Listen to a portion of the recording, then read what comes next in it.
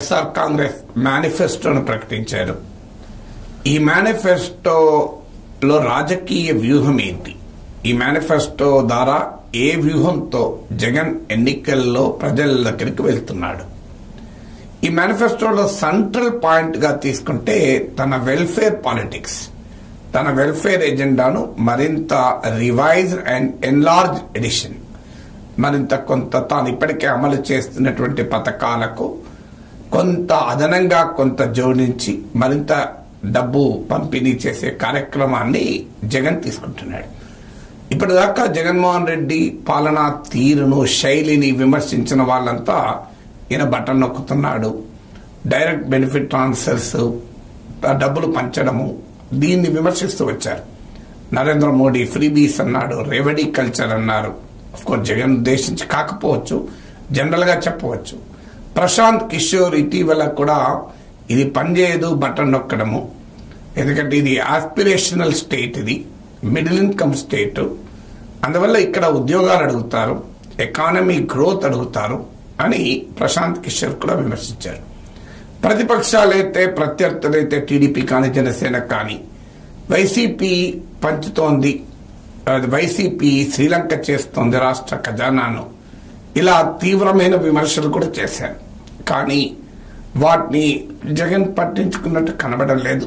తన welfare politics ఎజెండానే ఎన్నికల్లో కూడా మళ్లీ ప్రయోగిస్తున్నాడు. దీనికి బహుశా జగన్ కు కాన్ఫిడెన్స్ తెచ్చిన అంశం ఏమై ఉంటుందంటే, జగన్ ప్రత్యర్థులు కూడా సంక్షేమ పథకాల్లో జగన్తో పోటీ పడుతున్నామని చెప్తున్నారు.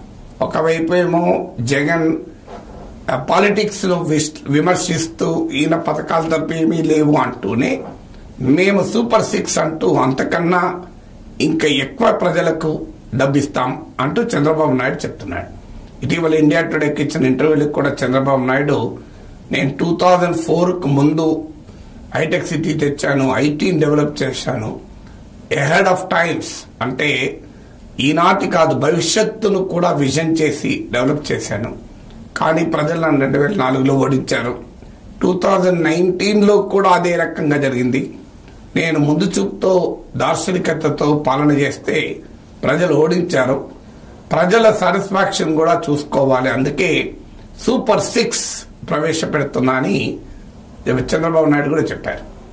సో అందువల్ల జగన్మోహన్ రెడ్డి వాలంటీర్ వ్యవస్థను ప్రవేశపెడితే ముందు విమర్శించిన ప్రత్యర్థులు తర్వాత మేము వాలంటీర్లకు ఇంకెక్కువ జీతాలు ఇస్తామంటూ మొదలుపెట్టారు. అంటే బహుశా ప్రతిపక్షాలకు కూడా తన బాటలోనే నడవక తప్పనిసరి పరిస్థితి, తాను తీసుకొచ్చాను గనక తన ఎజెండా సరైంది అని జగన్ భావించుంటాడు, తన ఎజెండా జనాన్ని తన వైపు తిప్పుకుంటుంది అని జగన్ అంచనా వేస్తున్నారు. ఇక్కడ జగన్ విమర్శించిన వారు కూడా ఇదే పథకాలలో జగన్తో పోటీ పడుతున్నారు. సో అందువల్ల ఈసారి మేనిఫెస్టోలో కూడా క్లియర్ గా పేద వర్గాలకు, వీరికి ఉద్దేశించి మహిళలకు పథకాలను ఫోకస్ గా చేశారు. అఫ్ కోర్స్ అదనంగా మధ్య తరగతిని కూడా అట్రాక్ట్ చేసేటువంటి కొంత ప్రయత్నం కూడా ఈ మేనిఫెస్టోలో జరిగింది.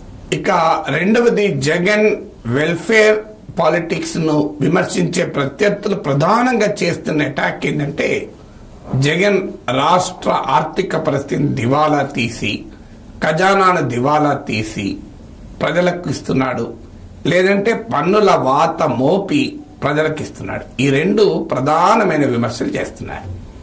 సో ఈ రాష్ట్ర పరిస్థితి, ఆర్థిక పరిస్థితి దివాలా తీస్తున్నాడు, ఎకానమీ శ్రీలంక లాగా మారిపోతుందని కూడా కామెంట్ చేస్తున్నారు. దానిపైన పొలిటికల్ ప్రశ్న ఆటోమేటిక్ గా వస్తుంది. జగన్ పథకాలు అమలు చేస్తే అది ఆంధ్రప్రదేశ్ శ్రీలంక అయితే, చంద్రబాబు అమలు చేస్తే అమెరికా ఎలా అవుతుంది అనే ప్రశ్న కూడా వస్తుంది. దానికి చంద్రబాబు నాయుడు వివరణ ఏంటంటే, తాను సంపద సృష్టించడం తెలిసిన వాణి గనక తాను సంపద సృష్టించి ప్రజలకు సంక్షేమాన్ని అందిస్తాను. ఇది చంద్రబాబు జగన్ కు వెల్ఫేర్ పాలిటిక్స్ కు, తన వెల్ఫేర్ పాలిటిక్స్ కు ఉన్న తేడా. అయితే సమస్య ఏంటంటే, చంద్రబాబు నాయుడుకున్న బ్రాండ్ వేరు, జగన్ కున్న బ్రాండ్ వేరు.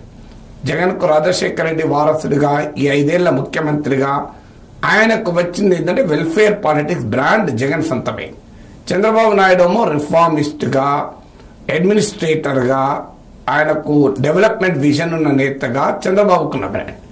కానీ జగన్ బ్రాండ్తో చంద్రబాబు పోటీ పడుతూ దానికి ఒక కొత్త యాంగిల్ ఏం యాడ్ చేస్తున్నాడంటే తాను సంపద సృష్టిస్తున్నాను, జగనేమో అప్పులు చేస్తున్నాడు, జగనేమో ప్రజలపైన భారాలు మోపుతున్నాడు అనేది ప్రధానమైన విమర్శ.